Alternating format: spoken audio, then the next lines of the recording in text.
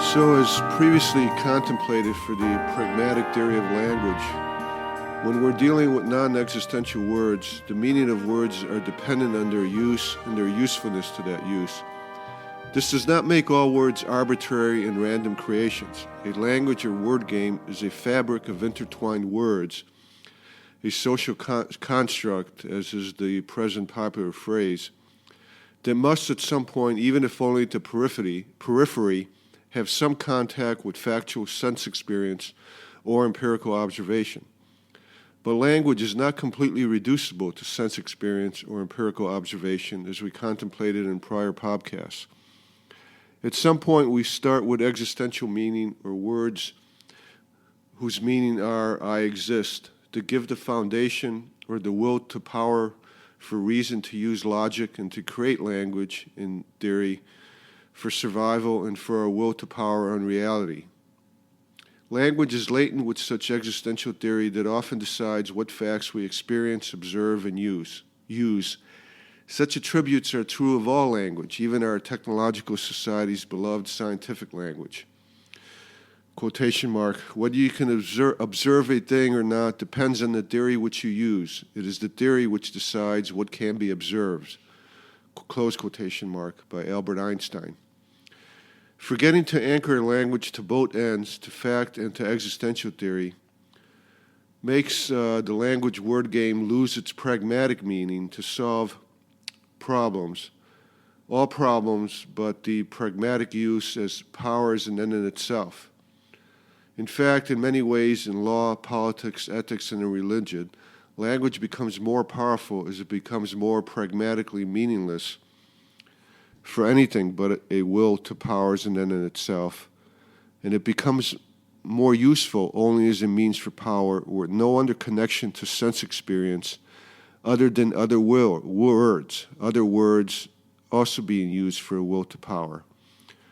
All pragmatic words have to be connected to sense experience at one end and theory at the other end, but that sense experience in cases where the words are just being used as end in themselves, for power as an end in itself, that sense experience periphery could just be other words. Essentially, power as an end in itself is its own pragmatic usefulness. You see this all the time in politics, but also in law and in much of liberal arts academia, in which words are used just to get political office, legal results, or to get tenure at a school. Both the tragedy and comedy of such reality are readily apparent everywhere around us, that the modern world constantly arguing about social constructs as if they can be randomly and arbitrarily changed without concern for facts or pragmatics. You cannot make arbitrary and random changes to meaningful words unless their usefulness to the word game has changed. One can only make random and arbitrary changes to verbiage generated for aesthetic reasons, since their only purpose is aesthetics, the beauty of the mind listening or reading itself talk. In these aesthetic situations, it does not really matter what is said, since the verbiage is meaningless in terms of a connection to experience, except for its connection to other words being used for aesthetic reasons. And thus are not useful for anything except as verbiage, and as for aesthetics, to be used, for anything beyond aesthetics, to be used solely as a means for power as an end in itself. For non-scientific word games, the meaning of non-existential words as being their usefulness allows for the creation of sets of meanings whose quantity and whose set members increase as necessary for academia to justify their daily generating of libraries of verbiage. There are meanings such as nominal, legal, predictive, pragmatic, normative, descriptive, epistemic, interpretive, deontological, consequential, and much more that I cannot remember for the moment, such as hermeneutical is one of them, and much more that I do not want to spend time trying to remember or looking up. It is at this point that philosophy of language and analytic philosophy in particular finds its meaning in life. Philosophy is a battle against the bewitchment of our intelligence by means of language. Ludwig Wittgenstein. As we discussed in prior podcasts, the meaning of existential words are simply the fact that I exist. I want more than existing, and I want the power to exist and control my surroundings. These words cannot be simply rationally discussed. They always wind up in contradictions, so we have to go beyond logic to discuss them. But once the will to power creates reason and starts rationally discussing words and rationally creating word games, then the meaning of these pragmatic words become their usefulness. And in many non-scientific situations, the usefulness is simply more power. Power is an end in itself. In dealing with these various uses, there's almost no limit to what meanings can be created, because unlike science, they're not tied to predictability. The intended result cannot falsify the usefulness of the words. As contemplated in the Philosophy of Science podcasts, except for the pragmatic, predictive meanings of the words of science, no non-scientific word games will have a useful meaning for the word true or truth that can be falsified. So it really does not matter pragmatically whether any of these non-scientific meanings have any contact with sense experience other than with their contact with other words. As stated by Lewis Carroll in book Through the Looking Glass, quotation mark, "When I use a word," Humpty Dumpty said in rather scornful tone, "it means just what I choose it to mean, neither more nor less." The only limitation on the usefulness of words whose only meaning is their aesthetic value or their will to power use for more power is the usefulness to which the words are being put by the speaker, their usefulness to the speaker to achieve more power. Always remember, if the same word has different meanings, it will have different uses. Always remember, if the same word has different uses, it's being used differently or has different usefulness in different word games, then it has different meanings. For example, the word wave, W-A-V-E, has multiple different meanings varying from use at the beach to use in quantum physics. At the beach, it refers to disturbances in the water that you can feel and experience and see. In quantum physics and even relativity physics, wave refers to just a collection of numbers, of mathematical probabilities.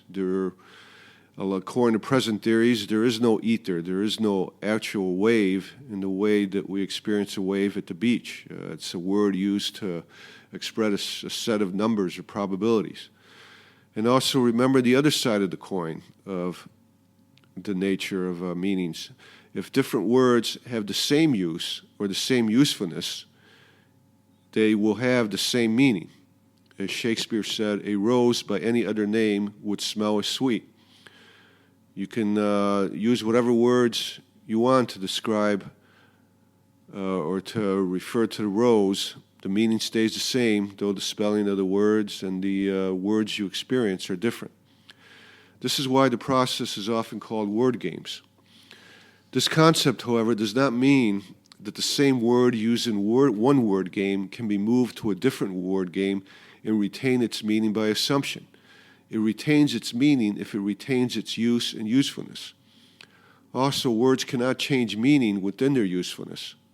So, for example, one cannot take the words of a descriptive word game, supposedly stating what is, then to state an interpretative conclusion stating the relationship between what is, using the same words by assuming they will retain the same meaning. This is a con and trick used by academics all the time to talk about different things, using the same words, pretending that the meanings are staying the same, and just pretending that they're actually reaching actual conclusions, whereas really they're just playing with words and using them for the aesthetic value in order to achieve tenure or to publish something so it looks good. It really has no useful purpose beyond the aesthetic value because they're using the same words with different meanings, though they don't admit to it, or they're using different words with the same meaning and pretending the words mean different things. I will contemplate examples of this kind being played in the next episode. As you can infer already, much of the word games being played in popular culture and even in academia are arbitrary creations and often overlap in practice for purely aesthetic reasons, because they sound good. For words or word games with no predictive value, as scientific words have, aesthetic value is as good a value as any other. Nothing is more aesthetically pleasing to the rational mind than listening to itself talk or reading its words. This is true of even the simplest of descriptive meanings. As any reasonably experienced investigator will tell you, if you ask 100 people to describe the same event, you will get 100 different descriptions, because each person's interpretation of the event affects what they would describe and what they see in the first place. This is one of the reasons that led the philosopher Willard Van Quine to describe knowledge as a, quotation mark, man-made fabric which impinges on experience only along the edges, close quotation mark.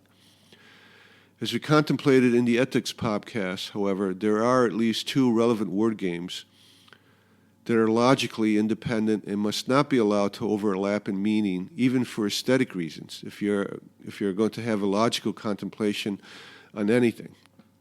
And that is statements of is and statements of ought. As I contemplated in the Ethics and Morality podcast, the nature of this logical reality is known by names such as is ought, open question, Hume's law, or Hume's guillotine, named after the philosopher David Hume, who described it for modern philosophy. I will try to give real-life examples of deceptive word-changing word games in action in the next episode that are in addition to those given in the Ethics Morality podcast with Hume's is ought problem.